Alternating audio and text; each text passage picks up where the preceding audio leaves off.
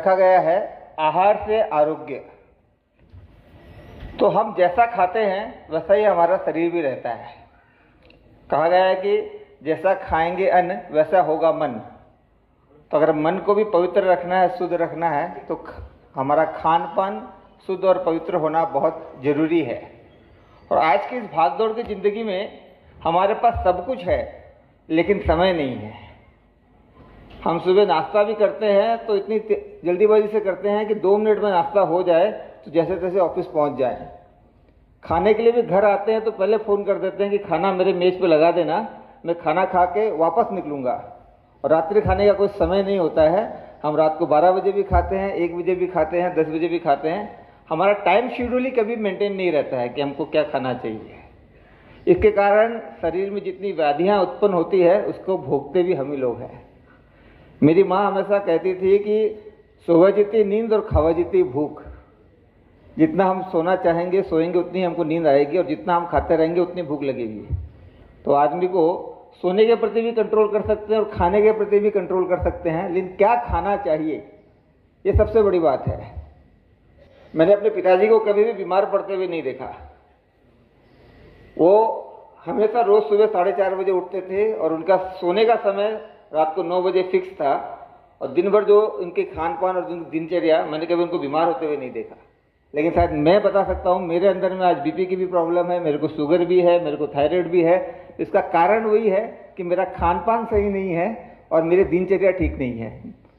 तो आज हम सबके लिए बहुत सौभाग्य का बात है, सौभाग्य का विषय है कि ऐसे एक विभूति हमारे बीच उपस्थित है जो हमको बताएंगे कि हम क्या प्रिकॉशन कर सकते हैं, अपनी दिनचर्या को कैसे हम ठीक कर सकते हैं ताकि हम अपने जीवन को अच्छा कर सकते हैं। कि कोई भी व्यक्ति ये नहीं चाहेगा कि वो बीमार होकर के अपने परिवार वालों पर बोझ हो जाए। हम बीमार होने से एक अपने आप तो हमारे शरीर को तो कष्ट मिलता ही है, लेकिन जो हमारे परिवार वाले होते हैं उनको भी एक बोझ हो जाता है। आदरवल्ली जी, अन्य उपस्थित मंच पर वरिष्ठ अभिभावकगण, दर्शक दीर्घा में उपस्थित साथियों, युवा बंधुओं, पूरे विश्व के पहले ऐसे वैज्ञानिक हैं जिन्होंने इस पर रिसर्च किया कि ये बीमारियां हो क्यों रही, और इन्होंने जो बीमारियों का कारण निकाला, सिद्ध किया, उसमें आज का खाया जाने वाला सफेद चावल जो है वो गेहूं से बने किसी भी तरह के प्रोडक्ट, चीनी, किसी भी तरह के डेयरी का मिल्क, और किसी भी तरह के बाजार का ब्रांडेड ऑयल जो होता है। कोल्हू का तेल हो तो उसमें इनको आपत्ति नहीं है, कोल्हू का तेल सही है, उसको खाना ही चाहिए। लेकिन हम लोग समय नहीं है, लापरवाह हो गए हैं, साधन भी नहीं होते हैं, कई बार पता भी नहीं होता कोल्हू कहाँ है। तो जो मिलता है उसको खरीद लेते हैं, या टीवी के एडवर्टीजमेंट को देख के उससे प्रभावित होकर खरीद लेते हैं। तो लोग पूछते हैं कि इसका विकल्प क्या है।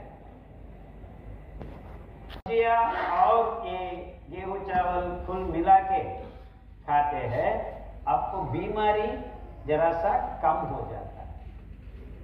तो पूरा गेहूं और चावल खाते ही रहे। I am not talking about genetically modified सफेद चावल। हम बात कर रहे हैं पहला 500 ईयर्स अगो वेराइटीज ऑफ चावल का ही बात कर रहे हैं, क्योंकि चावल में, गेहूं में फाइबर का प्रमाण इतना कम है कि आप समझ सकते हैं वो 0 है।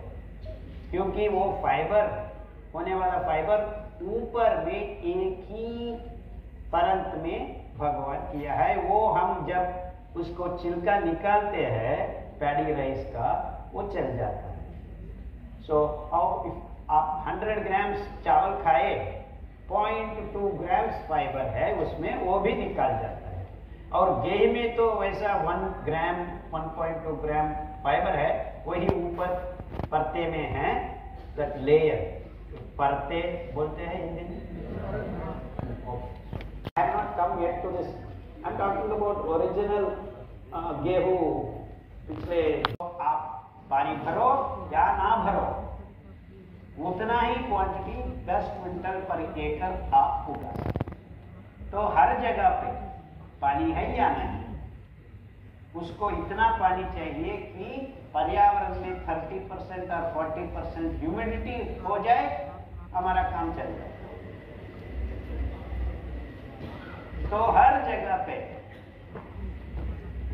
जहां पानी है या ना पानी हो जाए, just being at peaceful restful place. ऐसा बैठ के ही खाना है, चल के व्हाट इज दिस बफे, इधर वो this is the only way you have to eat. So even if you are sitting on the table, cross your legs on your chair and then eat. और कैसे पैखाना को जाना है वो भी आप same way your. So you are sitting, वो तो गुरुद्वार नहीं खुला है, तो खाने के वक्त भी गुरुद्वार आधा खुला है, पैखाना आधा नहीं खुला। तो ये लोग आ गया, हमको हमारा खाना को भी खराब किया, पायखाना को भी खराब किया।